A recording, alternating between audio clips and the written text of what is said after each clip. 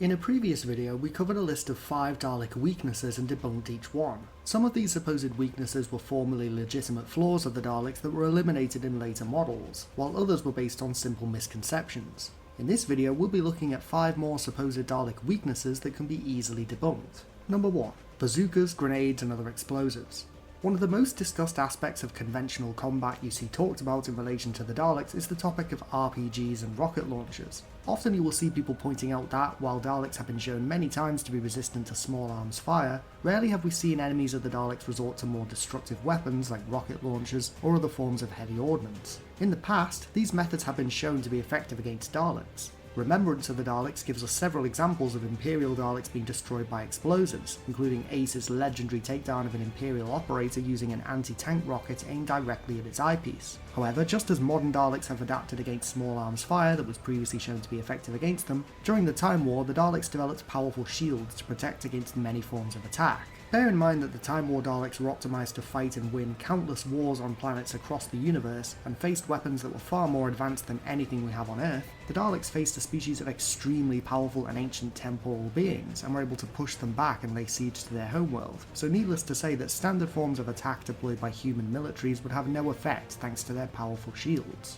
Precision attacks with specialised weapons can work against the Daleks, but trying to counter their power with what we consider powerful weapons plays into their strengths. And while it is vaguely possible that a lucky shot could cause damage to a Dalek, any hope of consistently and reliably being able to take out the Dalek with a rocket launcher has been squashed by how they are depicted in New Who. We see in Resolution that even without its shield, a Dalek can outmaneuver and destroy a tank, even knocking its projectiles out of the sky with its own missiles, illustrating the fact that even without their shields, Daleks are still capable of overcoming heavy ordnance. Number 2.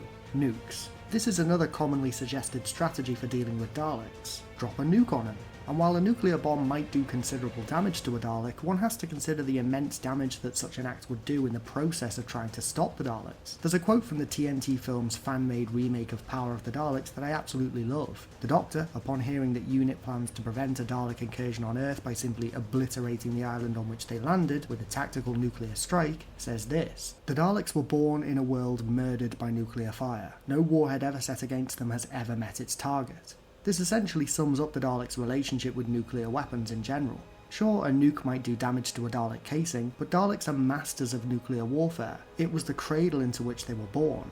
Dalek mutants can bask in radioactive air, drink poisoned water, and do whatever is necessary to survive on a planet ravaged by nuclear war. Using nukes against the Daleks is essentially an Osterhagen principle. You're eradicating your own land and doing the enemy's work for them. And to make matters worse, even if the casing is damaged, the Dalek mutant itself is only made all the more powerful by an abundance of radioactive isotopes for it to feed on. By dropping a nuke on a Dalek, you're basically creating a Dalek breeding ground. Good luck.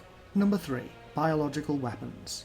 Despite having shown to be vulnerable to biological weapons in the past, with the infamous Magellan virus being specifically designed to attack Daleks, modern-era Daleks are completely immune to such biological weapons, and the reason why is directly linked to the Magellan virus. After developing immunity to the virus, Daleks focused on eliminating their weaknesses to these kinds of weapons. It's ironic really, during the Second Dalek War, Daleks used biological weapons all the time as part of their standard attack strategies. But after the Magellan War, when they themselves were made vulnerable to an insidious manufactured virus, they seemed to ease off using biological weapons and instead focused on developing their own immunities to these kinds of weapons. According to the Time Lords, by the time the Time War broke out, the Daleks were effectively immune to every kind of biological weapon that the Time Lords were aware of, as they had long outgrown old weaknesses like the Magellan virus, light wave sickness, and the poison of the Varga plant. While there is the vague possibility that certain types of biological weaponry may exist somewhere out there in the universe that could be useful against Daleks, to this day no such weapon has ever been found.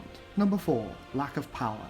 Similarly, modern Daleks are no longer vulnerable to their old weakness of needing static electricity. In some early Dalek appearances, they are shown to be dependent on static electricity to the extent that they were once confined to their city and could only expand their influence to other planets after extensive modifications to their casings. But later iterations of the Daleks have been shown to be able to draw power from a variety of sources, including extracting extensive amounts of power from human electricity systems and even taking power from latent time energy, an adaptation they created for themselves during the Time Time War to constantly replenish themselves amid a temporal war. Each Dalek now has its own independent power generator, and is capable of using its power to restore damage to its casing or make use of its inbuilt teleporter. While their earliest forms could be incapacitated and defeated by separating their connection to the ground, by the time the first Dalek War came around, the Daleks had adapted against this weakness. Death to the Daleks and Order of the Daleks have also proven that Daleks can power their own casings using psychokinetic energy, drawn from the mutant itself. Reducing the available power systems of a Dalek may delay it for a time, but it is not an effective means of actually stopping it. In fact, recent advances in Dalek night vision and stealth technology have allowed them to make use of low power scenarios to gain tactical advantages, meaning that draining the power might actually play into the Daleks' favour.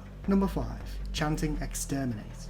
Daleks have in the past seemingly put themselves at a disadvantage due to their apparent need to scream exterminate a considerable number of times before actually firing. There have been instances in the past in which Daleks have been outmaneuvered or defeated outright, allowing their victim to escape due to their apparent insistence on screaming exterminate over and over again, which certainly puts them at a disadvantage. However, this phenomenon is often misunderstood. Daleks don't scream exterminate as a requirement, they do it for fun. It's something they do to instill fear in their enemies, and to get the maximum amount of pleasure out of achieving a significant kill. Daleks in theory cannot feel joy, but this has been disproven through their consistent insistence on hyping themselves up before an extermination. Missy once said that Daleks channel emotions into their weapon, essentially that screaming exterminate is how they reload. This is a somewhat oversimplified means of explaining it, as it's not that Daleks need to say exterminate in order to fire, but it is basically an effective summary of what's going on here. Daleks scream exterminate to prime themselves for combat, but they are capable of subduing that urge if it is absolutely necessary. Fear or reverence may prevent them from exterminating the Doctor outright, but there are no such protections for the many other enemies that the Daleks fight on countless fronts across the universe. Encounters with the Doctor are the exception, not the rule, and during standard combat the Daleks are more than willing to set their pseudo-salacious obsession with death aside for the purposes of ensuring total victory over their enemies. What do you think? Are there any other often cited weaknesses of the Daleks that you can contend? Are there any aspects of the so-called Dalek weaknesses discussed here that you can elaborate on? And are there any Dalek weaknesses that you are familiar with that can actually be interpreted as strengths? Let me know in the comments below. Don't forget to click below to subscribe to Dalek Bumps.